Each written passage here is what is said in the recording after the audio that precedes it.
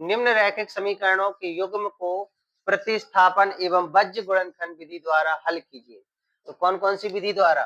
प्रतिस्थापन और बज्र गुणनखंड विधि द्वारा हल कीजिए। किस विधि को आप अधिक उपयुक्त समझते हैं? यानी कि दोनों विधियों द्वारा हल करना है। पहली विधि तुम्हारी है प्रतिस्थापन। हम प्रतिस्थापन से बता रहे हैं। देखो प्रतिस्थापन विधि जो होती है ना,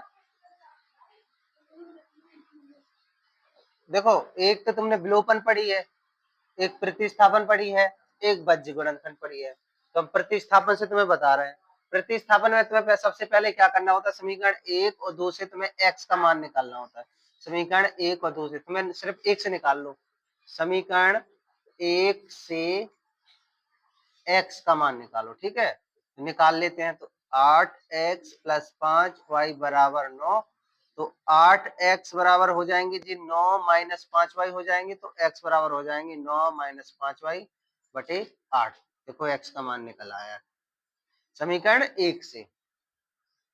ये समीकरण 1 लिया था, इसे देखो 8x को ज्यों का त्यों रखा, 5y को उस तरफ भेज दिया। तो 9 - 5y हो गया और x बराबर जी 8 काय में चले गए बटे में। x को मान आ गया। अब जो x को मान काय में रख देते बताओ? तो x का मान समीकरण 2 में रखने पर, 1 से निकालो 2 में रख दो, 2 में रखने पर रखते हैं। इधर रख दें साइड में, यहीं रख दें? नहीं रख दे रहे। तो रख रहे हैं समीकरण 2 में 3 पहले लिख लें 3x 2y = 4। 3x की जगह कितना है?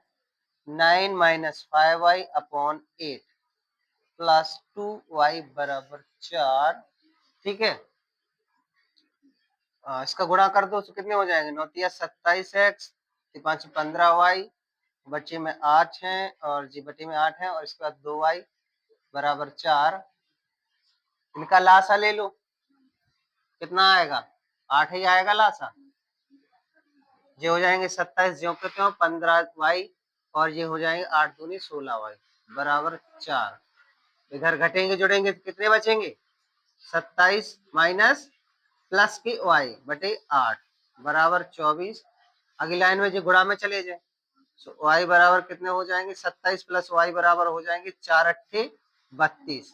तो y बराबर हो जाएंगे 32 - 27 हो जाएंगे कि नहीं हो जाएंगे? तो y बराबर 32 में 27 के कितने बचे हैं? 5 7 5 12 y का मान आ गया 5।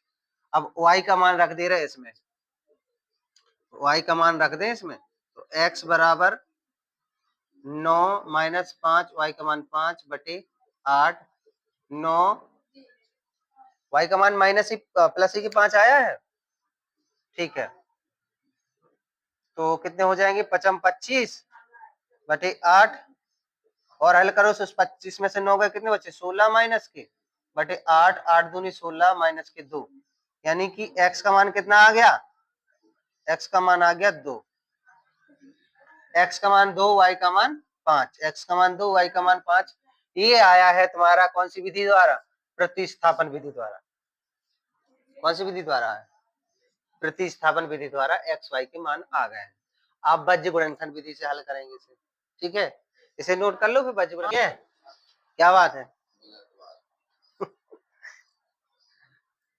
चलो ये बता दें, देखो इतना हो गया, ये हो गया, x का हो गया, y का हो गया और x का क्या निकला? x का निकला इससे, इन दोनों से, y का निकला इन दोनों से। अब वन का इसका निकाल ले रस्सी वाला यानी वन वाला। तो ये कट कर दो, ये दोनों बचेंगे। क्या बचेंगे? a1 b2 - b1 a2। ठीक है, अब मान रख दो x बटे में।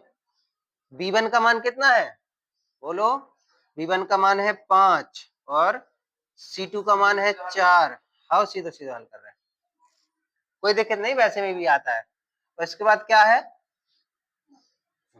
C1 का मान कितना है? 9 और B2 का मान कितना है? B2 का मान है 2 बराबर y और सॉरी A1 का मान कितना है? 8 और C2 का मान है 4 माइनस C1 का मान है 9 A2 का मान है 3 बराबर 1/। A1 का मान है 8 और B2 का मान है 2 माइनस और V1 का मान है 2, सॉरी 5, V1 का मान है 5 और A2 का मान है 3। ठीक है, इसे लिखेंगे तो क्या हो जाएगा, x 5 चौको 20 माइनस 9 दूनी 18, y 8 चौको 32 माइनस 9 तिया 27 और 1/8 दूनी 16 5 तिया 15। जो हो जाएंगे x बटे में 2, y बटे में 22 यानी कि 5 और 1 बटे में 1। अब एक बार इसके साथ ले लो इसे, तो एक बार इसके साथ ले लो। ठीक है, तो लेते हैं x बटे में 2 बराबर 1 बटे में 1, तो x बराबर जिधर जाएंगे तो x बराबर 2 हो जाएंगे। ठीक है, और y बटे में 5 बराबर ले लो 1 बटे 1, जिधर जाएंगे तो y बराबर हो जाएंगे 5। तो x का मान आया 2, y का मान 5। ठीक है, तो हमें हिसाब से हमें तो ये बज्रगुणनखंड विधि अच्छी लगी है। हमें